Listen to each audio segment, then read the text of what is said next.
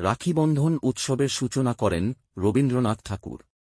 বঙ্গভঙ্গকালে হিন্দু মুসলিম সম্প্রদায়ের মধ্যে ঐক্যের জন্য তিনি এই উৎসবের প্রস্তাব করেন। 1905 সালে বঙ্গভঙ্গের প্রবর্তন করেন লর্ড কার্জন। তিনি 1905 সালের জুলাই মাসে বঙ্গভঙ্গের আদেশ জারি করেন এবং 1905 সালের অক্টোবর থেকে বঙ্গভঙ্গ কার্যকর হয়। বঙ্গের পূর্ব অংশে মুসলিম জনসংখ্যার সংখ্যাগরিষ্ঠতা এবং বাংলার পশ্চিম অংশে হিন্দু জনসংখ্যার সংখ্যাগরিষ্ঠতা রয়েছে, যখন কেন্দ্রীয় অঞ্চলে উভয় ধর্মের লোক বাস করে।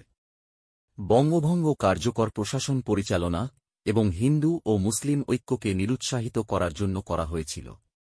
ভাগীরথী নদী পূর্ব বাংলা এবং পশ্চিমবঙ্গের মধ্যে একটি ভৌগোলিক বিভাজনকারী হিসেবে কাজ করেছিল।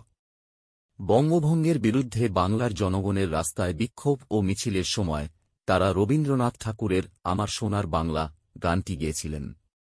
পরে এই গানটি বাংলাদেশ জাতীয় সঙ্গীত হিসেবে গ্রহণ করে। আনন্দমঠ হল সন্ন্যাসীদের বিদ্রোহ সম্পর্কে বাংলা ভাষায় বঙ্কিমচন্দ্র চট্টোপাধ্যায়ের লেখা একটি বই।